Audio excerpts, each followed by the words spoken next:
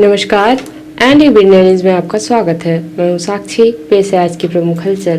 जिला परियोजना समन्वयक जिला शिक्षा केंद्र राजेश तिवारी ने जानकारी देकर बताया है कि सीधी जिले में सत्र 2023-24 में यूडायस पोर्टल में 11-11-1 स्कूलों में 19,299 बच्चे ड्रॉप आउट व पलायन की स्थिति में हैं।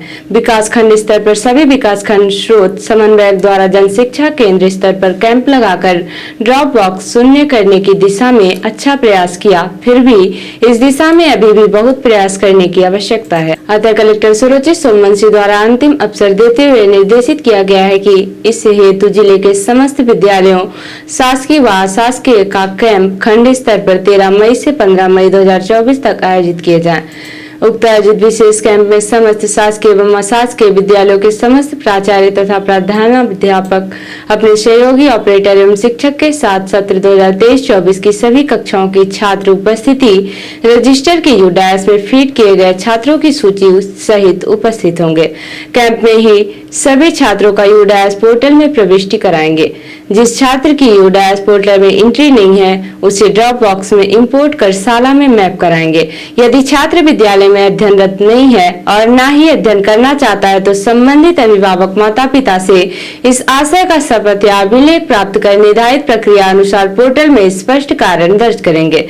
इस संपूर्ण प्रक्रिया के पश्चात संबंधित की आरसीसी को सभी संस्था प्रमुख द्वारा कार्य पूर्णता प्रमाण पत्र अपने हस्ताक्षर सहित उपलब्ध कराएंगे। प्रत्येक कैंप के प्रभारी अधिकारी संबंधित विकासखंड शिक्षा अधिकारी होंगे तथा नोडल अधिकारी संबंधित विकासखंड के प्रभारी सहायक परियोजना समन्वयक जिला शिक्षा केंद्र सीधी होंगे।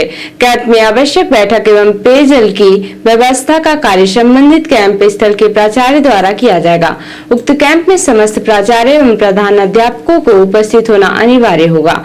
कैंप में अनुपस्थिति तथा तिथि के पश्चात यदि किसी भी संस्था में छात्रों की प्रविष्टि अथवा ड्रॉप बॉक्स में बच्चे दर्शित होना पाया जाएगा तो उसे गंभीरता से लेते हुए संबंधित संस्था प्रमुख जे के विरुद्ध कठोर अनुशासनात्मक कार्यवाही की जाएगी।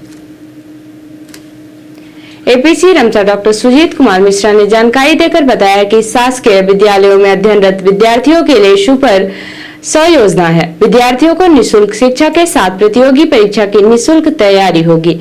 उन्होंने बताया कि सुपर 100 योजना के आवेदन की अंतिम तिथि 15 मई 2024 है।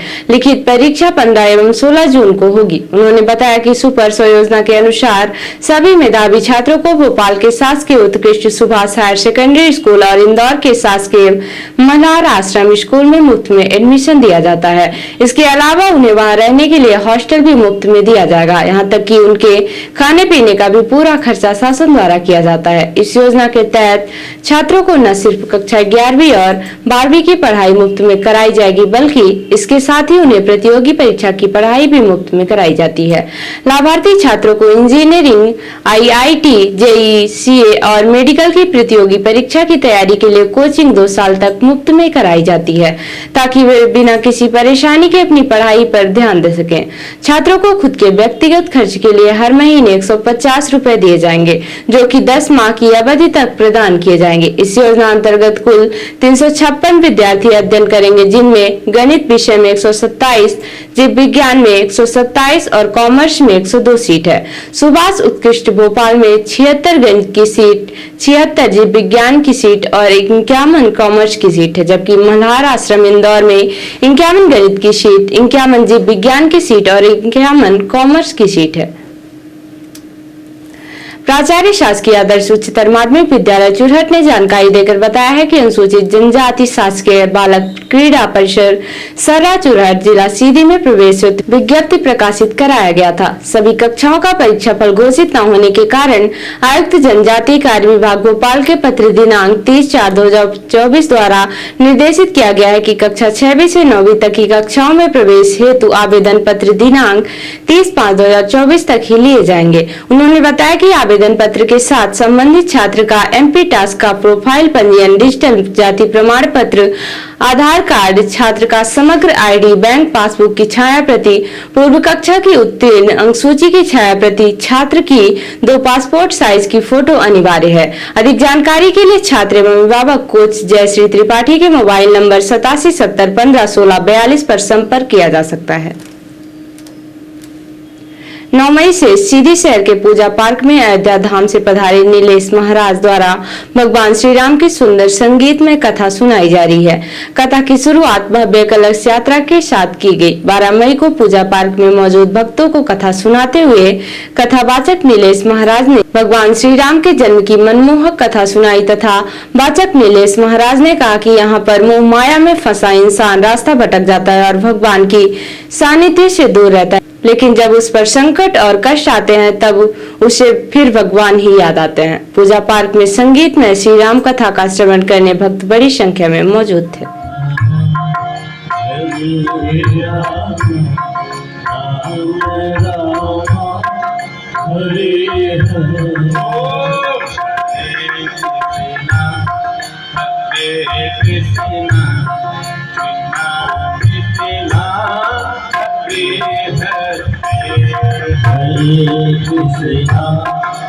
हरे कृष्णा कृष्ण हरे हरे। अवधपुरी एकदम ऐसे सोने लगी, इतना सुंदर लगने लगी जैसे किसी ने श्रृंगार पूर्ण कर दिया।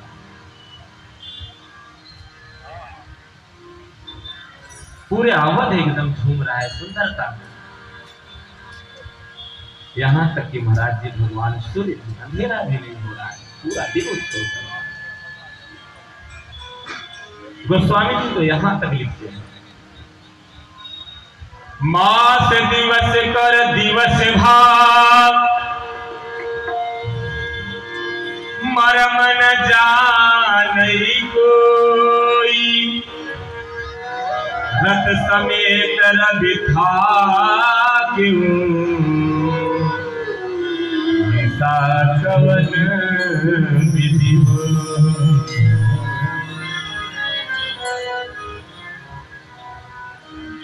सुंदरता कौन छोड़ना चाहता, प्रभु को देखना कौन छोड़ना चाहता। भगवान सूर्य भी खड़े होकर के देख रहे हैं कि मैं जाऊंगा। और पेश प्रादेशिक हलचल। महिला थानेदार का ऑडियो, बोली नेताओं की ऐसी की तैसी। रीवा में पिता पर एफआईआर कराने आए युवक से कहा, सामने आया तो 2 जूते मारूंगी। पूर्व मंत्री कमल पटेल पर एफआईआर। भोपाल से कांग्रेस विधायक आरिफ मसूद पर भी मामला दर्ज। चुनाव आयोग ने की कार्रवाई। गुना में पारदी युवक की गोली मारकर की गई हत्या। जिला अस्पताल में हुआ हंगामा। और झाबुआ में कार की टक्कर से बाइक सवार 4 लोगों की मौत। मृतकों के परिजन का आरोप, सरपंच पति ने हत्या की। 1 दिन पहले हुआ था विवाद। और अब से राष्ट्रीय हलचल। ओवैसी बोले, भारत की पहली मुस्लिम पीएम हिजाब वाली होगी। पीएम मोदी के खून में हिंदुत्व है, वे मुसलमानों से नफरत करते हैं। संदेश खाली में टीएमसी और भाजपा कार्यकर्ताओं के बीच झड़प। तृणमूल बोली, वीडियो सामने आने के बाद भाजपा बौखलाई। बिहार के छपरा में पूर्व लोकसभा अध्यक्ष मीरा कुमार बोली, मोदी सरकार ने देश की जनता से छलावा किया। और बिहार में बिजली गिरने से 11 की मौत। एमपी छत्तीसगढ़ में आज बारिश, ओले का अलर्ट। तो ये थी आज की प्रमुख हलचल। नमस्कार।